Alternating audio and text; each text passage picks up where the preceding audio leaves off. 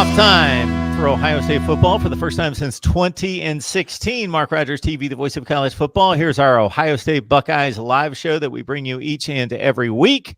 We couldn't do it without Tony Gerdeman from the Ozone.net and also Steve Hellwagon from Bucknuts on 247 Sports platform for Ohio State football. How you guys doing tonight? Doing very well. So, yeah. Little thing called a playoff that kind of forgot Ohio State for a couple of years. Recognized the good work done and couldn't help but do it because there were no Purdue or Iowas out there to ruin the party this year. So it was complete. You know, you can't dominate 13 opponents start to finish, but this was just about as close as it could be. And in some respects, Steve, I gained so much respect for this team and its resiliency, considering it was a third consecutive difficult opponent, down by double digits.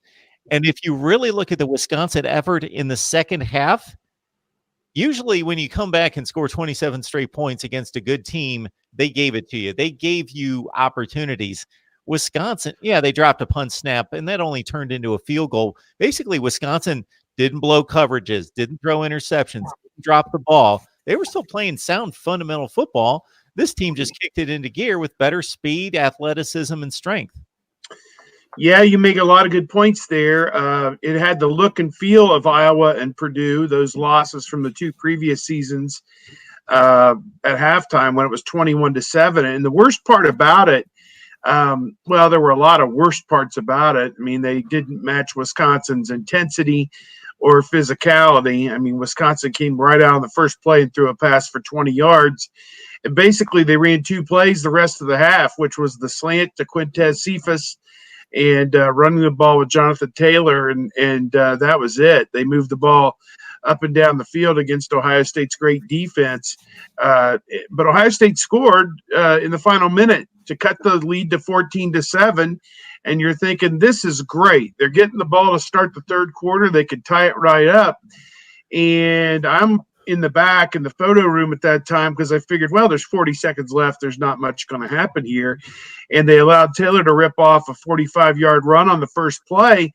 And you've got the guys on Fox saying that even Paul Chryst had basically flown the white flag and had said, well, if Taylor gets stopped on this play, we'll just go into halftime. Well, he didn't get stopped. He bounced it outside. They broke tackles, 45 yards, a penalty on Ohio State, a pass play to Cephas, and then a touchdown. And now it's 21-7, and it's not looking or feeling real good for Ohio State at that point. But the Buckeyes win it at halftime. They regrouped, and as we said, they had the ball to start the second half. I wrote a story today on our site about what I feel may have been the most important play of the game, and it's 3rd and 7 on the 28-yard line on the first drive of the second half, and Fields just kind of drifts out to his left, and they put this old scramble rule in effect where you'd think everyone's going to run back to the quarterback to help him out. No, just go deep. Just go deep. And he threw it over everybody to Chris Olave for 50 yards, and that set up the touchdown to Ruckert, and there were two more to KJ Hill. And you made a very good point. The first touchdown to Ruckert, 5 plays, 75 yards, with that one big hitter, obviously, to Olave. The other two drives, 7 plays, 69 yards to Hill, the one down the middle, and then 9 plays, 65 yards, the one to Hill in the back of the end zone where he lost the defender and then very politely pointed at him after he caught the touchdown. I thought that was a nice, neat touch that could have, with another crew, elicited one of those, but everyone, they swallowed the flag, so to speak. But in a nutshell, that was it. Ohio State came back with great resolve in the second half. In defense, I don't think their defense gets enough credit for what they did in the second half. 27-0, they blanked them. And really until the last drive of the game when they took over after the field goal on their own 5-yard line or something like that, they moved it like 60 or 70 yards on that last drive all the way down to the 5-yard line. I guess that adds up to 90 yards or whatever it would be. But whatever it was, 80 yards, 90 yards. And they knocked the quarterback out of bounds on the last play. They only had 60 yards in the half up until that point. I mean, they had been dominated in terms of their offense versus Ohio State's defense. So command performance by the defense. They bottled up Taylor. It was weird. I had a friend tell me that Taylor only carried it 7 times in the second half after he had 120 yards in the first half, or whatever his number was. He had like 7 for 20 in the second half. And isn't it curious that they ran the zone read and the quarterback kept it one time in the first half and nobody touched him and he ran for a touchdown, and we never saw that play in the second half. So Paul Blart, this one's for you. And another command performance by Wisconsin in the Big Ten championship game. Buckeyes on to victory and on to the playoff. Tony, I was pretty impressed, but the College Football Playoff Selection Committee apparently wasn't. But your thoughts about whether it be the championship game or the selection on Sunday? Well, I wonder if the committee maybe stopped watching at halftime and didn't. That 27-0 to me is more impressive than the 21-7 in that first half, going against an opponent who has seen you now twice and knows what they did wrong in that first game and worked to fix that. And they did, because Jonathan Taylor was hitting some big hits, and it's not like he was wide open in terms of having these gaping holes. He was getting hit and was breaking some tackles, and so made some headway there. Then that they get that, I don't want to call it a fluke touchdown, as Steve was talking about at the end of the first half, but Wisconsin came in knowing what to expect from Ohio State. They had just played them, 6 weeks ago or whatever, and they had fixed their problems. Ohio State had really only known success. Yeah, the first half was tough the first time around, but how much do you fix from a game that you won 38-7? What can you do other than you wait to see what Wisconsin is doing, and then you counter punch? And the Jeff Hafley says you can't wait until halftime to make halftime adjustments because by then it's too late. But the adjustments they made at halftime this time around really stopped everything Wisconsin was doing, and maybe they made those adjustments before then. But I would argue that the long touchdown or the long run by Jonathan Taylor at the end of the second quarter would tell you that maybe those adjustments hadn't quite been made just yet. And so they were successful making some second half adjustments, some halftime adjustments. And really all year they've done that really, really well. Go back to the Nebraska game where Nebraska was rolling the I formation out at Ohio State, something we haven't seen in, 14 years or so, some long time at Nebraska. And it lasted for maybe 2 series before Ohio State, Jeff Hafley and Greg Madison shut it down. And they've done a really good job of that this year. Look at Michigan throwing for 250 yards in the first half and 55 in the second half. So I thought maybe they had done enough, but then also in the back of my mind all along, there was this thought that the Alabama win and the Georgia win would be too much for Ohio State to overcome in terms of LSU getting that number 1 seed.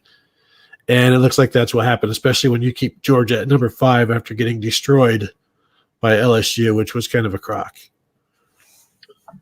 Can I throw my 2 cents in on that? Yep. I think it was razor thin between Ohio State and LSU, even the 2 weeks that we saw. In the final analysis, Ohio State beat 5 teams in the top 25. LSU beat 4 teams in the top 15, which is essentially a wash. And I just think they watched LSU go out on Saturday and eviscerate Georgia. People will say, ooh, Georgia was overrated. They were the number 4 team. Well, their resume wasn't all that much different or better than Wisconsin's, and Wisconsin was number 8. So both of them lost to an unranked team, and, is what it is. And Wisconsin's other loss was to Ohio State. So at any rate, I'd say they're about even, and LSU took care of business against Georgia. Ohio State did not take care of business against Wisconsin. And even at halftime, Urban Meyer, I believe on the broadcast, was quoted as saying this one is now tipping toward LSU as the number 1 seed. I think even he had to admit that. So obviously great comeback for Ohio State. And when it was over, the Fox guys were now back firmly behind Ohio State. But unfortunately, the damage had been done. And I think that they probably got this. I mean, we could debate this till the cows come home. I mean, they're both 13-0, both clearly better than Clemson, or at least had better season than Clemson, or at least accomplished more than Clemson. Let's just say that. I don't know that one is a better team than the other. We just don't know how good Clemson is. But I think certainly tough call for the committee, but they probably got it right putting LSU number one. It's another example of the SEC doing right by their teams and the Big Ten doing wrong by theirs. You look at Ohio State finishing their 3 games with, Penn State and Michigan and Wisconsin. And then you've got the SEC trying to do what they can to set up their teams to finish with a softer schedule to look better down the stretch. And, I think that had a lot to do with it. And just having Ohio State play Penn State, then Michigan, and then obviously the conference championship game, talking to the players afterwards, I mean, that's a lot. And they were tired and they were sore. And I think maybe that first half kind of, I don't know, maybe it took a little bit out of them, or they weren't quite ready for the physicality of it. And Justin Fields was a little bit off early on. It took him a little while to come around. But, and then the SEC does what they can to make their teams' lives a little bit easier with their scheduling, even going with the 8 teams instead of 9 teams. Big Ten, will they ever go back to 8 teams? I don't know. I kind of doubt it at this point, unless everybody else does. But yeah, it's when you're questioning, when you don't know, like when you're like, well, it could go either way, then really, I guess it's hard to have an argument or a complaint when you say yourself, like, yeah, I could see either one, because LSU has this argument, beating Alabama and Georgia are 2 very good wins. But Ohio State has more good wins and a better defense. But then LSU's defense, like the last 3 weeks, looked really, really good because they weren't playing very good offenses, but they cleaned up what the committee wanted them to clean up. I'll throw in, just in continuing that discussion, I understand fully where you're coming from regarding the conference setting up LSU to succeed, or Alabama, or whoever it may be, Georgia. Of course, Georgia plays a, quote, rivalry game with Georgia Tech, which some of them do. Florida plays Florida State. South Carolina plays Clemson, et cetera, that week before. And it varies from one year to the next how difficult that game is going to be. So some of them do have the week off with a Coppin State or whoever it may be, and some of them don't. What I would say is go back to 2015. Ohio State played Michigan State the week before they played Michigan, and they lost that game. That was the first of the series, what would have been the series in a row. So sometimes you just lose the game because you didn't play well. I think that what I understand was it was reported that from the Associated Press, it was the first time since 1983 with Georgia and Herschel Walker that a team defeated 3 top 10 teams on consecutive Saturdays. Perhaps it had happened in week 11, week 12 in a bowl game, but it had never happened on 3 consecutive Saturdays back to Herschel Walker and Georgia in 1983. One other thing that I hear all the time is everyone needs to be playing 9 conference games. Everybody needs to be playing 8 conference games and whatever. And you make a very good point about that. I just called up the Sagarin computer rankings. And you know what they tell me? Ohio State was number 1 in the computer ranking. Clemson was number 2. LSU was number 3. The schedule rankings were Ohio State 18, Clemson 60, and LSU with 10. Now, your comment was they play 8 conference games. They played 8 conference games, and their strength of schedule is better than Ohio State, who played 9 conference games. I think the number of conference games is immaterial. I think the Big Ten is scheduling 9 conference games, and the Big Ten, with its computer program, is spreading out the good matchups across the 8 or the 10 weeks to maximize the bang of the buck for the Fox and the ESPN TV package. So you could say that things are done for strategic reasons, and you could say that things are done for television and monetary reasons. And I think Big Ten right now is skewing more toward let's get Indiana, Purdue, Minnesota, Wisconsin, all these other also ran schools paid, as opposed to worrying about Ohio State trying to impress voters and win the college football playoff. I think there is a very valid discussion of that, but it is a misnomer, in my opinion, for anyone to say, they need to have 9 conference games and they shouldn't play FCS schools the week before their rivalry games and all this other stuff. Notre Dame should join a conference. Bull. This is what's made college football great. Big Ten does it one way. ACC does it one way. Pac-12 does it one way. And we just accept it's apples versus oranges every year. It is what it is. And what Sagarin is telling me here is if you took Ohio State's 13 opponents, 1 through 13, and matched them up 1 through 13 against LSU, there's not a whole heck of a lot of difference there. So LSU did play a good schedule. Clemson, on the other hand, the difference between 18 and 10 and 60 is pretty marginal in my opinion, or is a large margin in my opinion. So I'm off my soapbox on the structure of college football, and I would agree with you if you want your team to get to 13-0, don't schedule it this way, because it took a special once a generation Ohio State team to come through that. Yeah, the 9 games is definitely about inventory, and that's you've got your own network, so you've got to fill out that.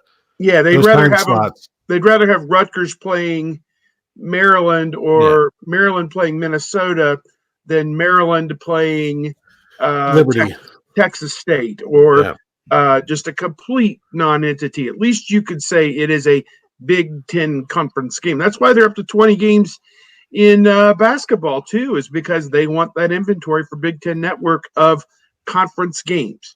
Yeah, and I'm with you, Steve. I don't want everybody to be the same, because that's why college football is great. All of the different styles of offenses and defenses. If I wanted the same, I would watch the NFL on Sunday, and I don't. So yeah, it's almost unwatchable.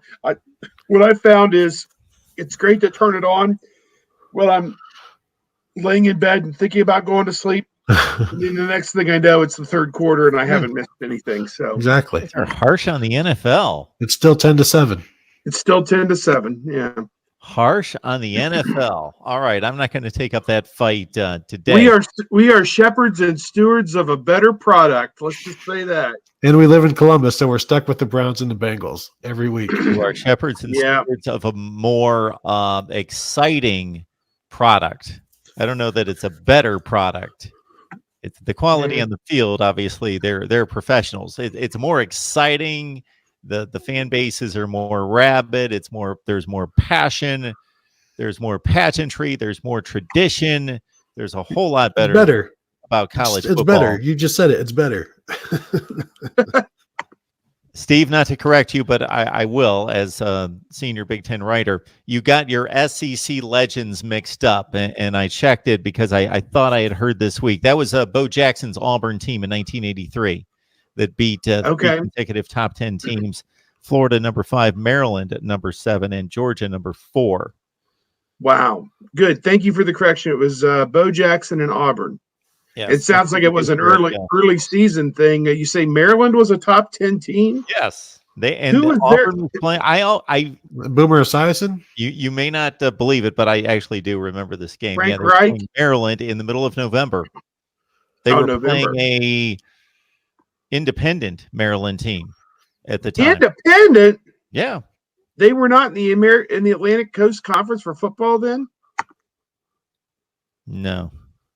Well, that's crazy. I'm almost positive. I wouldn't bet my mortgage on it, but I would come awfully close. Who was Maryland's coach in 1983? That's even crazy. He would have been, oh man, I'm gonna kill myself if I don't come up with it. But I'm not. I got a book here. I'll look it up. I got that. You remember about 2005?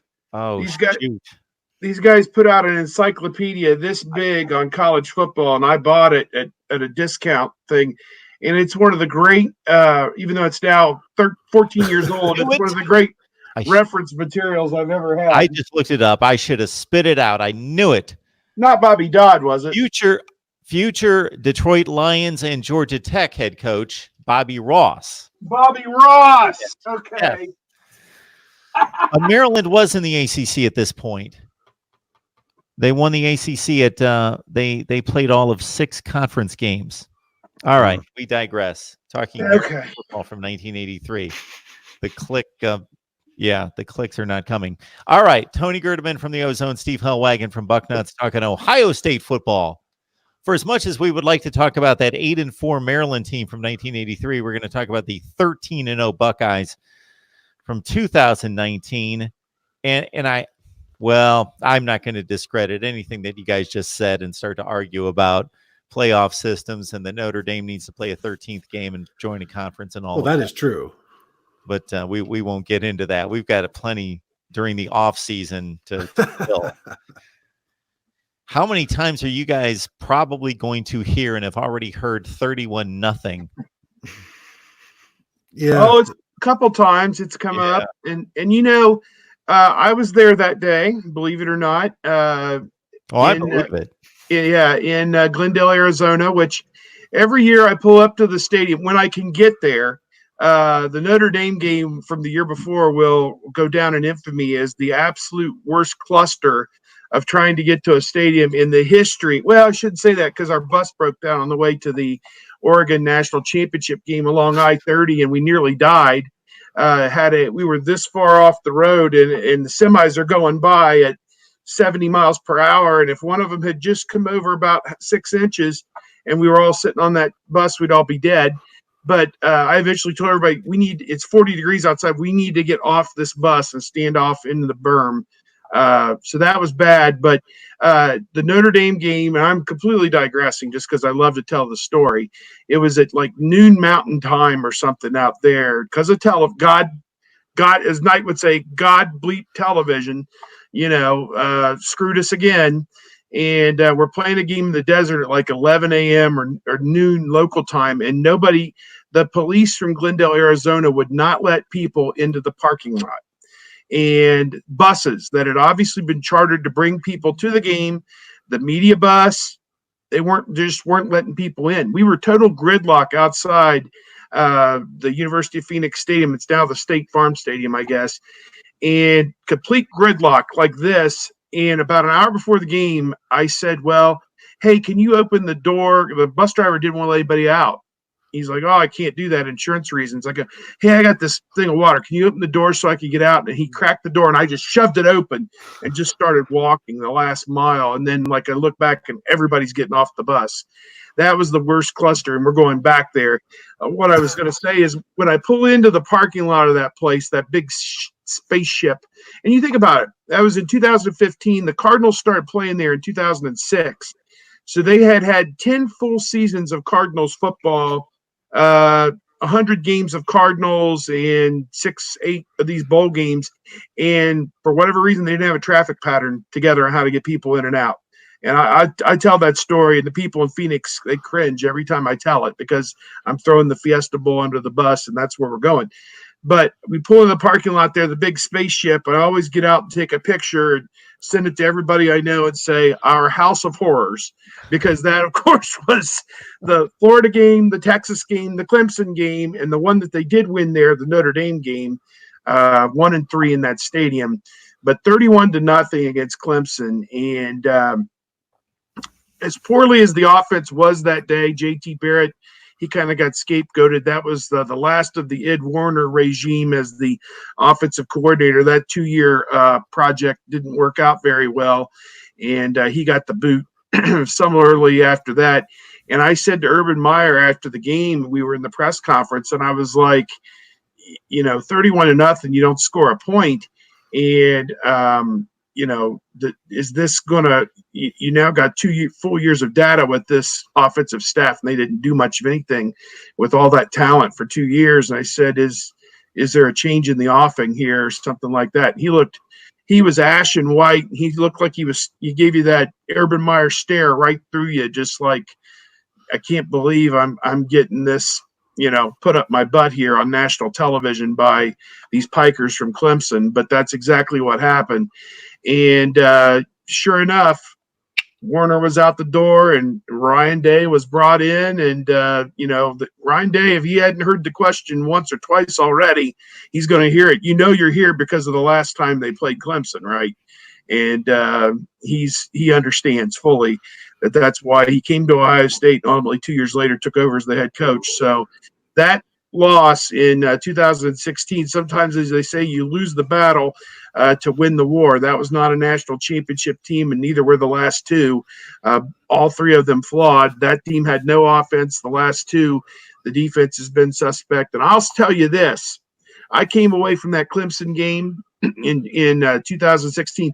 Obviously, the quarterback, Deshaun Watson, so special. I mean, just an amazing talent and great. But I thought Ohio State's defense, believe it or not, played their behind off in that game.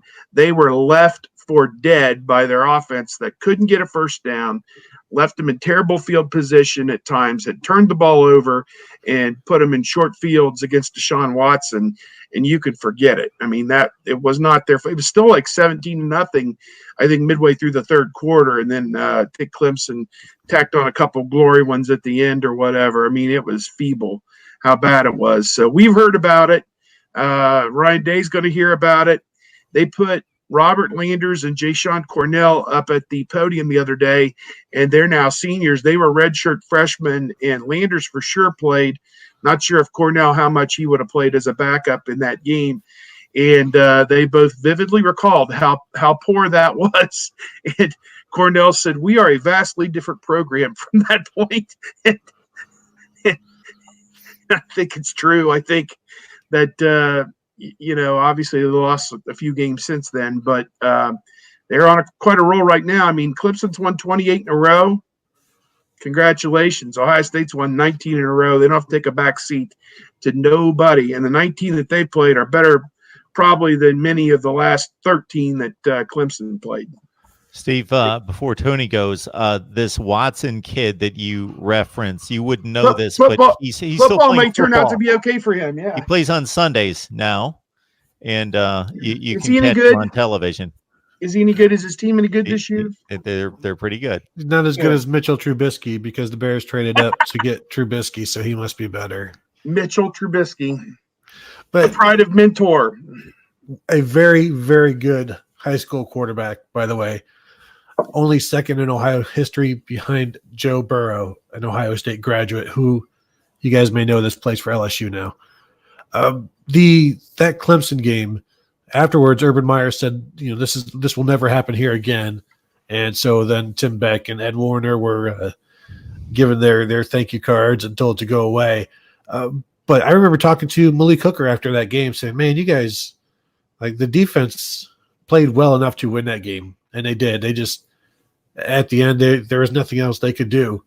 And they gave up a couple of scores, and they were almost helpless. And how does the defense win a game on their own when you're facing, Deshaun Watson and guys like that? And they did all they could. And man, that was a really, really good defense, kind of a wasted defense, given the offense that they had in the passing game they had. Maybe we pin it all on JT Barrett, but Curtis Samuel was really good in that offense, but they didn't have a lot around him either.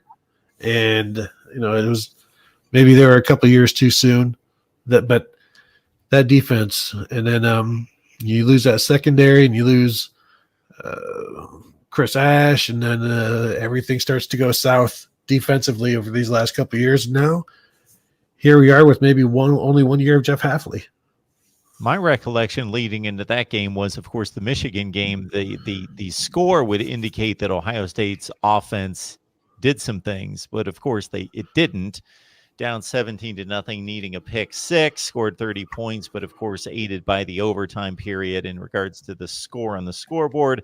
And just coming away from that game and thinking, okay, who's going to win this Ohio State Clemson game? I just couldn't get away from that Michigan performance in regards to the Buckeyes offense performing against Michigan or not performing, and thinking this team is going to struggle to score against Clemson. But the other side of me was thinking Urban Meyer will figure it out. Man, his big game track record, they'll figure it out. Vegas, I think, had Ohio State as a very slight favorite, similar to what we see with Clemson this year, about a 2-point favorite. And I shouldn't have been surprised, but a lot of my brain was telling me things would get fixed in 4 weeks, and they didn't have it. Well, and it was also like, well, you really gonna side with Dabo Sweeney over Urban Meyer back then? At this point, you're really gonna do that? No, you're not gonna do that. But then, I remember talking to some of the Clemson players, and they were very open about not having any fear of JT Barrett and not really respecting his arm strength. And so that became a story that week, and they were, I guess, correct in their assessment of Barrett's ability to throw the ball on them.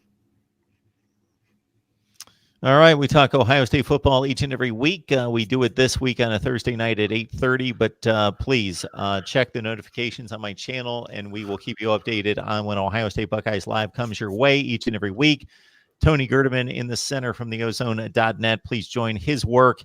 Check it out right there. You can hear from the insight and the information that he delivers each and every week that you got to get over there for a deeper dive on Ohio State football. Ditto, Big Ten senior writer Steve Hellwagon from Bucknuts 247 Sports, and Steve has been so gracious to post these weekly segments on Bucknuts.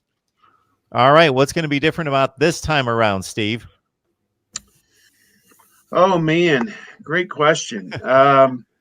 Well, I give Clemson a lot of credit. I was among the many thousand people banging the drum about how they did not deserve to be number one. Hang on.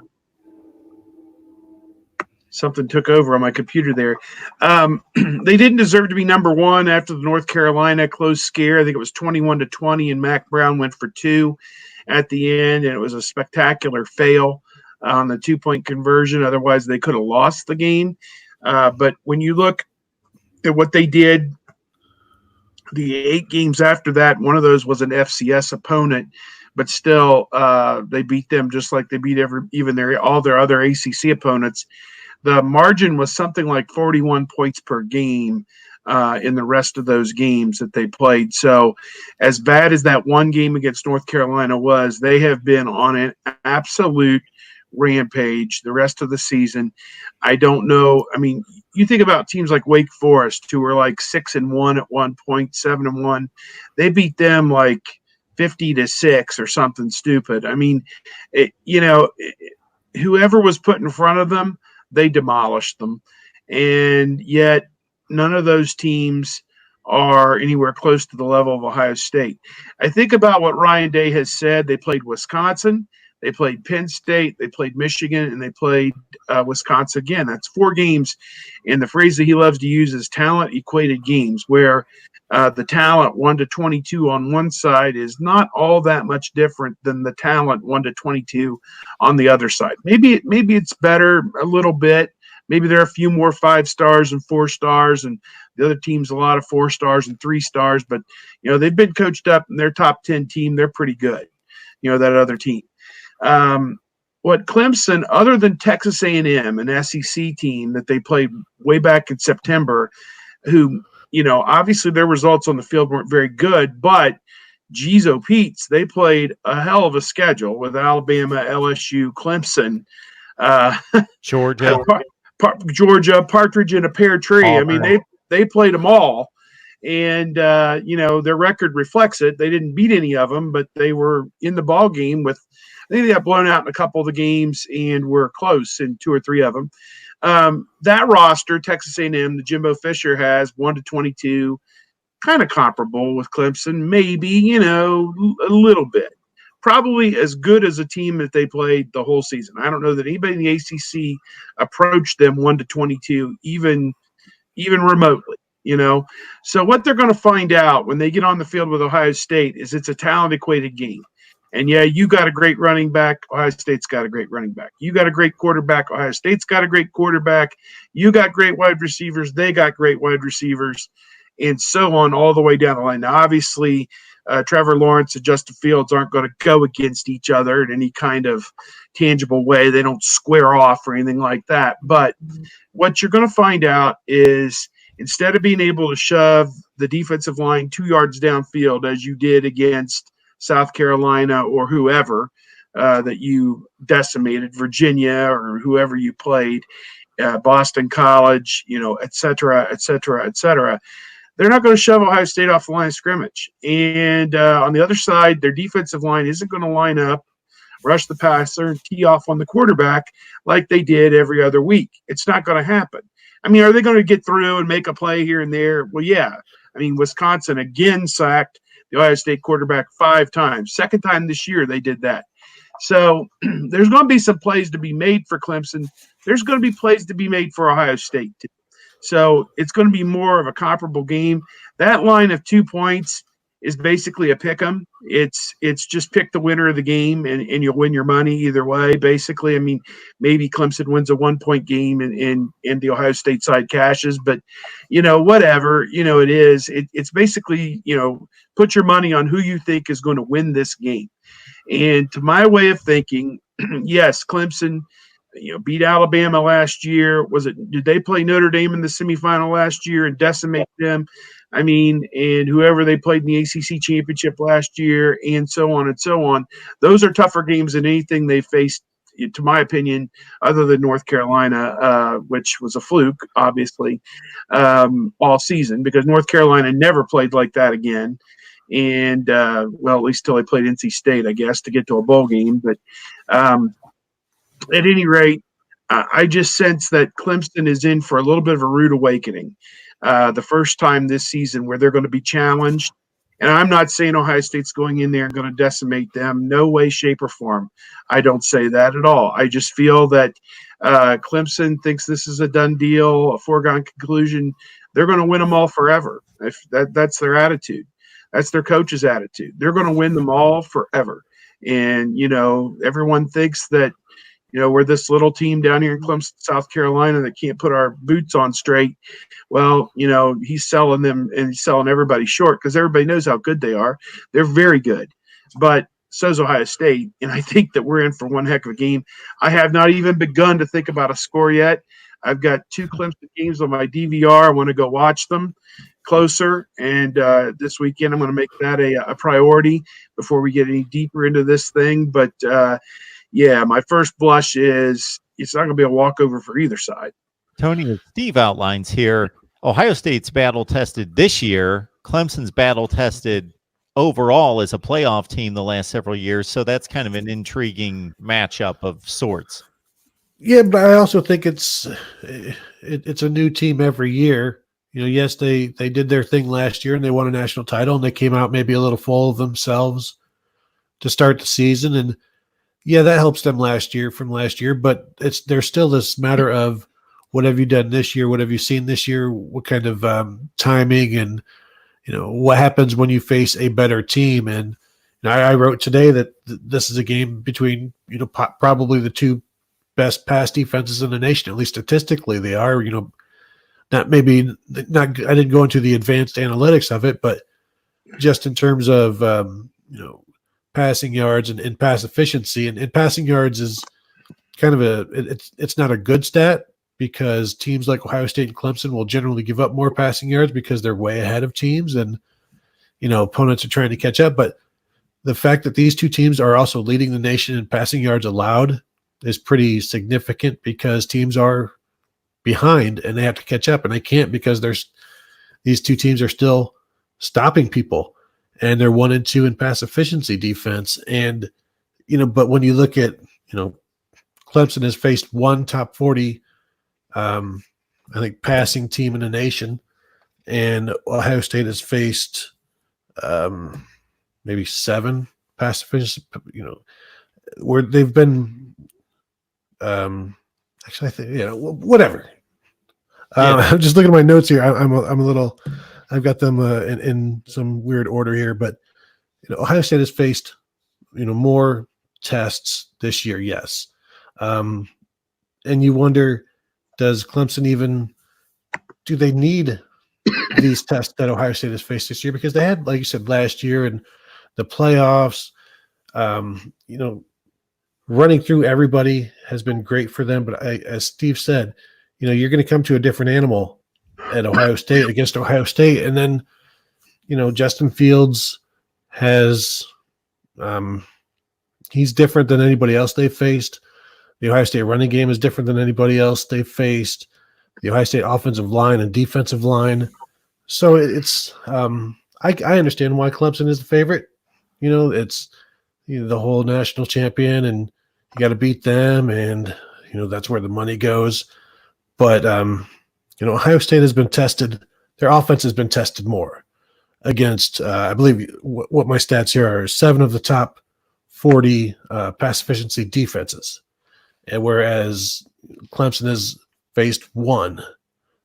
So there's a reason to like Ohio State, obviously, because of what they've got and what they've been through. But then, as you said, Clemson is Clemson, and Trevor Lawrence is really good. Yeah, maybe we gain a little bit of a history lesson. Possibly, we'll find out. Although there are a lot of aspects of these two matchups that don't correlate. I think that 2002 Ohio State team punched Miami in the mouth physically, and they weren't used to that. Mm-hmm. They weren't used to a team that just hit and didn't stop. And we saw the result there. Ohio State, has faced, I went through all the numbers here. Ohio State has faced much better defenses than Clemson has. Clemson has only faced 3 of the top 60 defenses in the country.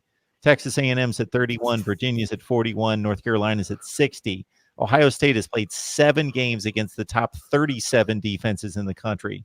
Michigan, Wisconsin twice, Michigan State, Penn State, Northwestern, Indiana. But you're just looking at juggernauts statistically. Ohio State's number 1 in points per game. Clemson's number 1 in points given up per game.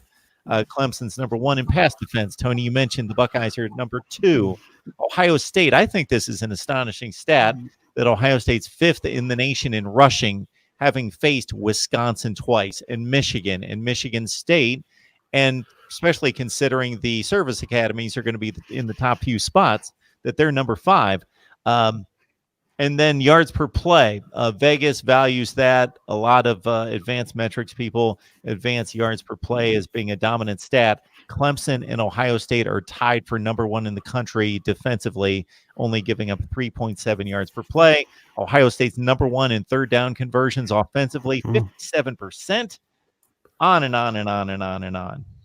They're both top 5 in passing yards, yards per pass allowed. I think Clemson is 1, Ohio State maybe 4.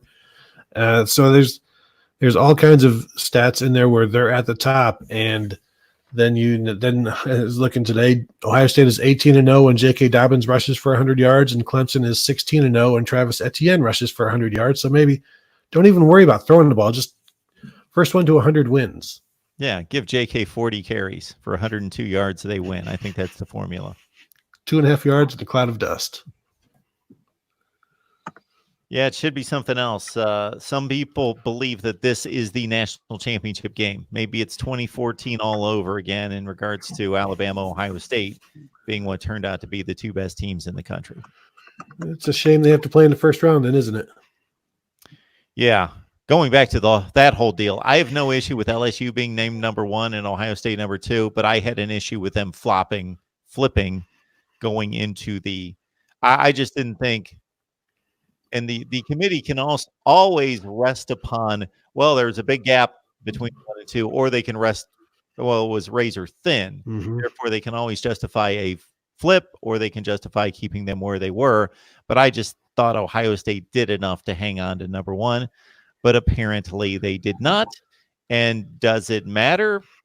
Well, it may not. They may be good enough to beat the other 2 best teams in the country, or it may matter because they had to play a team that was substantially that they would have had to face in Oklahoma. And I think that's going to prove out. And I also think this may turn out to be one of the better playoffs, because one of the semifinals is going to be a knockdown, a drag-out type of game, and the championship game should be, and that's something we haven't seen a whole lot of. The LSU-Oklahoma game could be over under 90. So I mean, that'll be fun just as it is. And the Yeah, Sooners are getting way overlooked there. I got I saw a tweet today from some handicappers, and I clicked on it, and their advice was the under in the Army Navy game because it's gone under like 13 straight years. The over in the Oklahoma LSU game, which I don't even know what it is. It might be 70. I don't know. They're thinking it could be way up there. And then they said Clemson -2 was their third one. So take those guys for whatever they're worth. But that was what they were shared, and they agreed with your assessment on LSU Oklahoma that in perfect conditions inside the dome in Atlanta, it's going to be a track meet going back and forth, and every Oklahoma game is anyway, and really every LSU game is anyway. So I guess we'll see how it goes. Bit of a disadvantage for the teams that make the Big Ten championship game or any conference championship game in regards to recruiting. I think Ryan Day addressed that, did he not, in regards to, hey, we got to get out on the road and have to deal with that. But he seems to be taking a page out of Urban Meyer's manual in regards to wrapping up and putting almost a bow on that class way in advance and really locking down who he wants prior to where it becomes a, 12th hour, 24th hour down to the wire deal. Yeah, he has really taken this to another level, it seems. He was visiting with CJ Stroud out wherever he's from, California, the West Coast, wherever he is. And it's unclear exactly when he was there, but I know where he wasn't. He wasn't in Atlanta, Georgia at 6:00 tonight for the press conference with the other three coaches. Theoretically, and I don't know that it was any out of anything that he did or didn't do. There was a supposedly a flight situation, but again, I think the devil's advocate would look at this and say he's all over the country trying to recruit and also trying to get involved with this playoff and all the award shows. I mean, he was at another awards thing 2 days ago and then went back out and recruited, and he didn't get off the road or get done with his recruiting in time to get to Atlanta for a press conference and stood up the other three coaches today. Now, there's probably certainly a plausible reason, and you fly into a hub like Atlanta, you're going to get delayed, coming or going, half the time anyway, but was very curious that Sweeney and Riley and Cookie Monster Orgeron were all there, and there was an empty fourth seat for Ryan Day, his first year as the head coach at Ohio State. And where's he at? He is not there. And some people were scratching their head over that one, that really you're off recruiting, when you should be there promoting the playoff. But I don't know. Again, no one knows what the full story is on it. Just kind of a curious side plot to this whole thing, and it shows again how stretched thin these guys are. With the signing day coming up on Wednesday, they're going to have Stroud and some guys in for an official visit weekend this coming weekend, and maybe they finish on him and end up with two quarterbacks, Jack Miller and CJ Stroud, in this class to replenish the numbers at that position, because they are woefully thin after the Baldwin kid transferred to TCU last year. It's Fields and a bunch of former walk-ons and guys at other places and whatever. So yeah, it's kind of a messy situation. Yeah, you can't fault Ryan Day if the reason he was late was trying to get CJ Stroud, around or spending some time with him, because they need more quarterbacks, and they'll go into next year. If they do sign two, they'll have 4 scholarship quarterbacks, which is what he wants. But one of those scholarship quarterbacks is Gunnar Hoke, who is the Kentucky transfer, who is the third string quarterback this season and hasn't really done much of anything. And so next year you've seen how much Justin Fields has been down or gets banged up. So if next year it's the backup as a freshman, you'd want to have another freshman there as well. And because you don't want to just be down to those 3 guys next year. You want as many as you can have, and it's still going to be until like 2023 before they have like 4 guys that they have recruited at quarterback as scholarship Tony, they're players. never going to have 4 guys. The grass is always greener on the other side of the septic tank. I mean, It's going to take a while, yeah. it ain't never going to happen because these kids aren't wired. If they're top 100 kids, they aren't wired to sit and watch anybody else play quarterback. Either they start or they move on to another Power 5 school where they've been told, yeah, you're the man, just get here. And Day has said he doesn't even know if he can still want like four scholarship quarterbacks anymore because you just can't keep them. Can't keep them happy. Yeah. I mean, here's Baldwin. Baldwin was a plan B guy. He should have been happy to be their backup and be the guy, in the wings. But even he saw through it. And, he was not a high priority recruit. He was just kind of a guy Ryan Day plucked off the discount pile, and the situation wasn't good enough for him. I mean, he wasn't even a top 100 guy. I mean, that'll tell you these kids don't want to sit. They can tell you I'll be happy to sit for a year. Yeah. Bull. They don't want to sit. Especially if they're from Texas or California or Florida, where then they can use, like, if Matthew Baldwin would have won the job in the winter or the spring or whatever, he's not going to transfer. It's, yes, you are homesick, sure, but then when you are no longer going to be, you don't really have a shot at the quarterback job, then you'll just go home somewhere else. That's why one of the reasons I've said that maybe Ohio State should sign an Ohio quarterback every other year, just the best one in state, keep them, because they are going to be more likely to stick around. And, maybe that they end up with a guy like Gunnar Hoke, who they have ended up with. But, somebody who doesn't get homesick, and if they do get homesick, they're an hour and a half from home and they can just drive home on the weekends or, on a Thursday night, for crying out loud.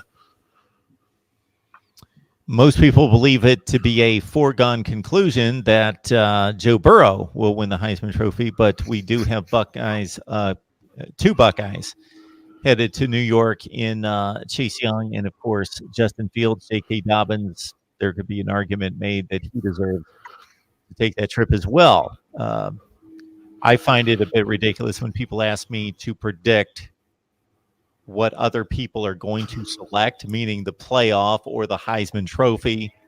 But that being the case, are we going to get an upset a la Charles Woodson and Peyton Manning? Is that possible? It just seems as though Joe Burrow is just about everybody's choice.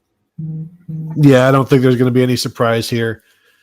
Maybe if Chase Young had missed those 2 games, and maybe if he would have put some numbers up in his last 2 games, then we could talk. But I think these votes have been Joe Burrow's for a while. I think Chase Young will finish second, though, based on the other candidates, the finalists. And yeah, I think J.K. Dobbins keeps getting slighted, man. That dude has been awesome this year and has been tough in every single big game. He's rushed for like 150 yards at least 150 yards in every big game, and has not played many fourth quarters and has done minimal in the second half because there's been no need. But that guy has been amazing this year, and I guess continue to slight him, and we'll see what happens in the playoffs, perhaps. Yeah, it's amazing to think, had there been 4 selected to go to New York, that he most likely would have made it 3 Buckeyes. 4 if you count Burrow. Well, you got Jalen Hurts. I'm sorry, Jalen Hurts is the 4th guy. I forgot about Hurts, but fifth selection. Yeah, and I thought Fields was a little bit of a surprise to be considered a finalist. As I said many times before, it's not always the top 3. If there's 4 guys who are bunched neatly at the top and then a big stretch to number 5, they will invite 4 guys. I'll be interested to see what the final voting totals come up as. But to me, I just think it is Joe Burrow. He won the Maxwell Award as we were taping this here a little bit ago. I did not see the voting tabulation on that other than he won it. I got to think Young is 2, and then Hurts 3, and probably Fields number 4. So, it is what it is. And, hey, it's just a tremendous honor to be mentioned, I think, in that realm, and enjoy Chase Young now, and certainly Fields. He's got 1 more year at Ohio State. Enjoy those guys, because it has been just a tremendous run this season, and really for Young for 3 seasons, and interested to see how this story plays out. All right. Mark Rogers TV, the voice of college football, talking up the Buckeyes each and every week with Tony Gerdeman from the ozone.net, Steve Hellwagon from Bucknuts on the 247 Sports platform. And again, I just encourage all of you to check their work out. You can hear the insight and information right here, but you can get so much more with their various platforms right there. And we are, let's see what we've got. This game is on it's a Friday night or a Saturday? Saturday. So we are just about 2 weeks and 2 days. 2 weeks and 2 days. Thanks for doing the math for me, Tony. 16 days to kick off. And Clemson, Ohio State. And if the Buckeyes there's a lot of work to do before this can be boasted about. But if they can get the work done here in the next month and win a national championship, we will be 6 years into the playoff. And there will be 3 programs that have truly distinguished themselves with 2 national championships for Alabama, 2 for Clemson, 2 for Ohio State. And that will be the roll call. And then it's time to expand to 8, right? In my book, yes, it is. But maybe in others, not so much. All I'm right, good guys, with we it. appreciate you stopping by and making this what it is each and every week. All right. Take Thank you. care.